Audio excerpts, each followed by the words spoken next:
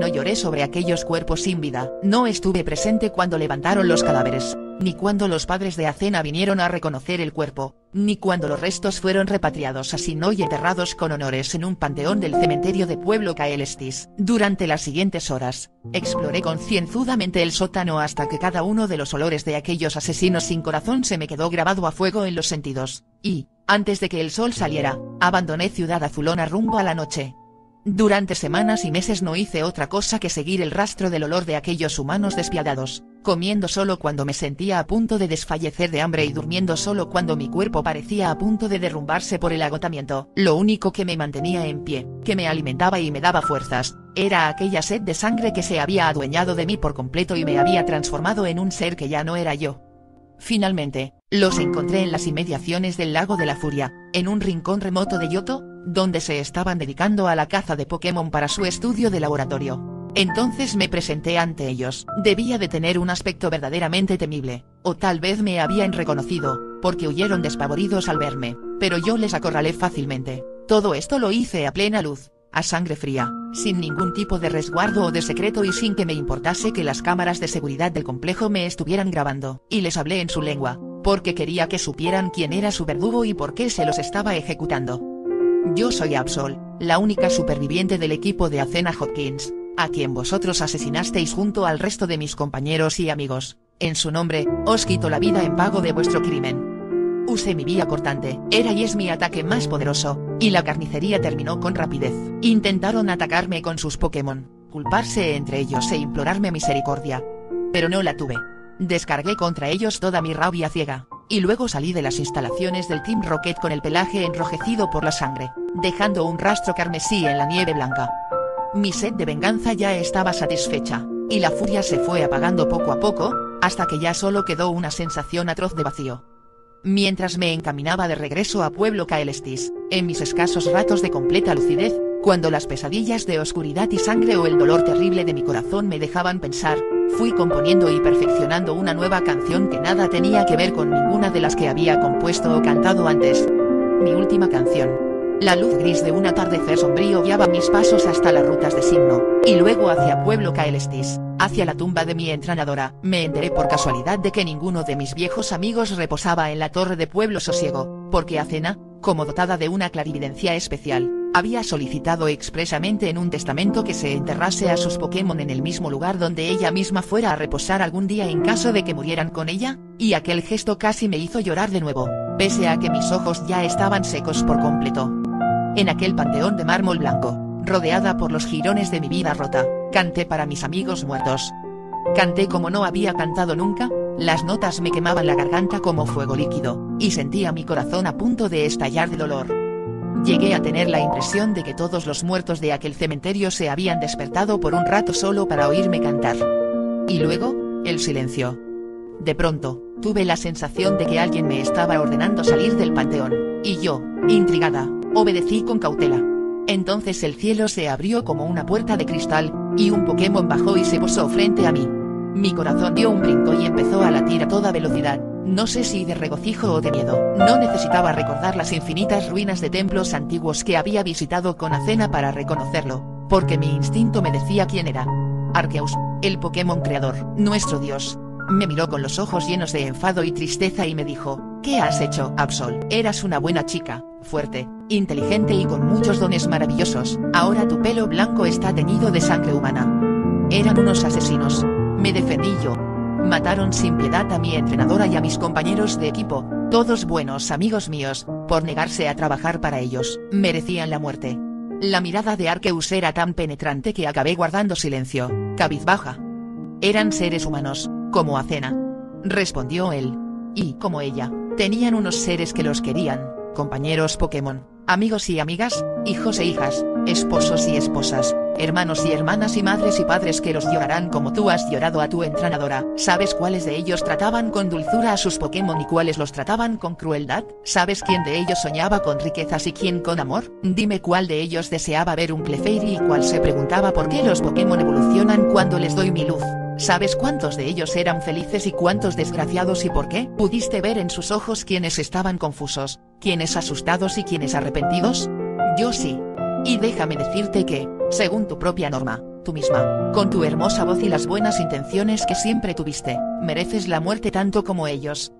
Aquellas palabras destrozaron por completo lo poco que quedaba de mí. Sentí cada una de sus preguntas calarse en mi alma como un hierro hirviendo, y supe que todas ellas tenían una respuesta que ya nunca podría saberse.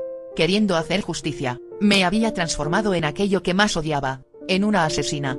Le pedí a Arceus que me matara y saldara así la deuda de sangre, porque me sentía completamente incapaz de vivir con aquel peso terrible que había caído a plomo sobre mi conciencia, pero él volvió a mirarme con tristeza.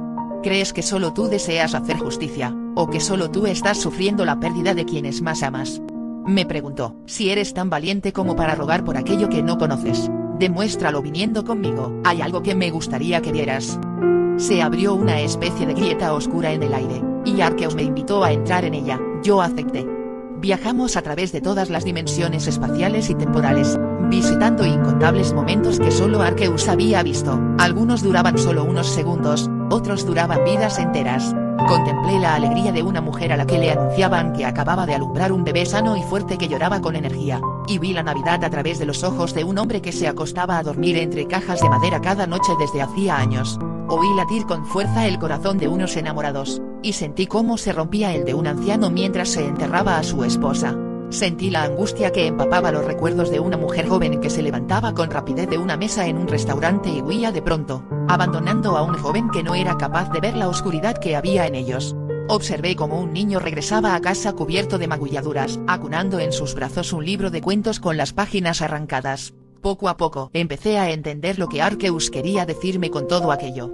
Un humano muy sabio dijo una vez que lo peor del mal es que nos hace perder la fe en el bien, me explicó el creador. Y es cierto, la maldad es altamente contagiosa, y aún las almas más puras, aquellas que son incapaces de comprenderla, son heridas por su presencia, porque cuando una persona que desea hacer el bien contempla a sus iguales hacer el mal, su corazón se oscurece, y esa oscuridad empaña sus ojos y deforma su visión del mundo. Ese niño solitario que odia a sus compañeros de escuela no es más que un espejo del rechazo que ha sufrido una y otra vez desde que sus compañeros empezaron a empeorar sus notas y de todos los golpes que ha recibido. Y ese hombre que acaba de pasar junto a un mendigo sin ni siquiera mirarlo, ¿crees acaso que no siente compasión por él? Él desearía poder ayudarle, pero teme que ese aire de desamparo total no sea más que un simple intento de estafarle. Esa mujer que ha roto el corazón de su amante se niega a entregarse a su propio amor, porque cree inconscientemente que todos los hombres son como el bandido que asaltó su casa y violó a su madre cuando ella era una niña.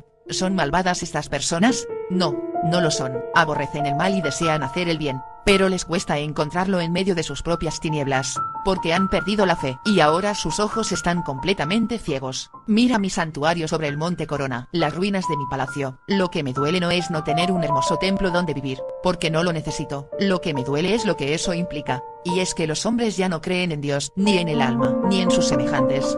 Mis hijos viven y mueren con el corazón roto y ya no confían en que los quiero porque son incapaces de ver la bondad y el amor que puse en el gran regalo que hice para ellos. La voz de Arceus estaba tan cargada de tristeza que partía el corazón. Él estaba sufriendo una pérdida casi más terrible que la mía, porque yo volvería a encontrarme con mis amigos algún día en el otro mundo. Mientras que él, que nos gobierna a todos, tiene que ver siglo tras siglo desde hace varios eones cómo sus criaturas se destruyen entre sí y le enseñan a otros que esa es la única manera de sobrevivir. Entonces comprendí que yo también había entrado en esa danza tenebrosa, que me había transformado en uno de esos seres con el corazón oscurecido, y que la oscuridad de mi corazón tal vez ya hubiera destruido el alma de varios inocentes.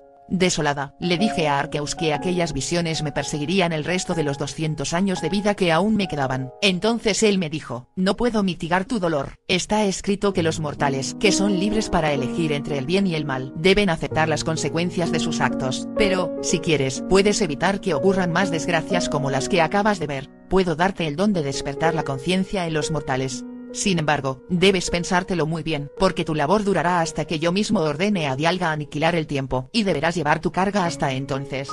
Comprendí que aquella tarea iba a ser inhumanamente dura, y que él no deseaba cargarme con ella sin mi pleno consentimiento. Pero yo ya sabía que me estaba muriendo. El viaje en pos de la venganza había sido atroz, y mi cuerpo había agotado todas sus fuerzas en aquella marcha hacia la muerte. No podría regresar nunca a la fuente despedida con el resto de mi manada, porque yo ya estaba muerta. Había muerto en aquel frío sótano de Ciudad Azulona, con Acena, Monferno y todos mis compañeros y amigos. Acepté sin dudarlo. Sea pues, dijo él. Desde este momento te llamarás Némesis, y tu canción despertará mi voz dormida en los mortales. Me sentí como si cada centímetro de mi cuerpo se incendiara. La sensación no era dolorosa, pero sí era tan fuerte que creí que mi corazón no lo podría soportar, y llegué a creer oír cómo se paraba antes de perder la conciencia. Cuando me desperté estaba sola, en la cima del monte Corona. Nunca sabré cuánto tiempo permanecí inconsciente, porque en mi nueva condición el tiempo no parecía pasar por mí. Mi pelaje se había vuelto de color negro azabache y no tardé en darme cuenta de que había adquirido nuevos y misteriosos poderes que normalmente van asociados a los Pokémon de tipo fantasma. Desde entonces vago en la oscuridad como un espectro, cantando para todo aquel que pueda oírme aquella última canción que canté una vez ante las tumbas de Athena Hopkins y su equipo Pokémon. La canción de su amistad y sus aventuras vividas, su honestidad y el dolor sin nombre que provocó su triste destino en todos aquellos que los conocieron y amaron. Aquellos que la oyen con un corazón puro, sienten inflamarse en ellos la rebeldía ante la injusticia y el deseo de ser mejores, pero aquellos que han cometido el error que yo cometí, sienten caer sobre su alma el peso de todas y cada una de las maldades que se han originado en ellos. Algunos han perdido por completo la cordura ante el horror de su propia oscuridad. Muchos de ellos han acabado poniendo fin a su propia vida, incapaces de soportar su condición un solo segundo más. ¿Qué te ocurre, entrenador? ¿Te has puesto pálido? ¿Tienes miedo? ¿Quieres huir? Pues vete, no tengo nada contra ti, y los mandatos de mi señor me prohíben muy severamente dar muerte sin necesidad. Pero si alguna vez sales por la noche y crees oír una elegía sobrenatural en el viento, tiembla. Porque si tienes la conciencia tranquila, estarás a salvo de ti mismo, pero si alguna vez has causado mal a sabiendas o has llenado de oscuridad una mirada pura, arderás inexorablemente en tu propio infierno. Pero antes de marcharte, dime, entrenador, ¿quieres oírme cantar? Hasta aquí la creepypasta de hoy, Pokéfans. Por favor, comenten sin miedo. Ya saben que en esta casa una crítica constructiva siempre es bien recibida. Me cachin los mengues que parió el demonio. Así que al final sí que sabía hablar. Elemental, mi querida autora. No puedes llegar muy lejos en tu carrera como ángel vengador Pokémon si solo sabes decir tu nombre.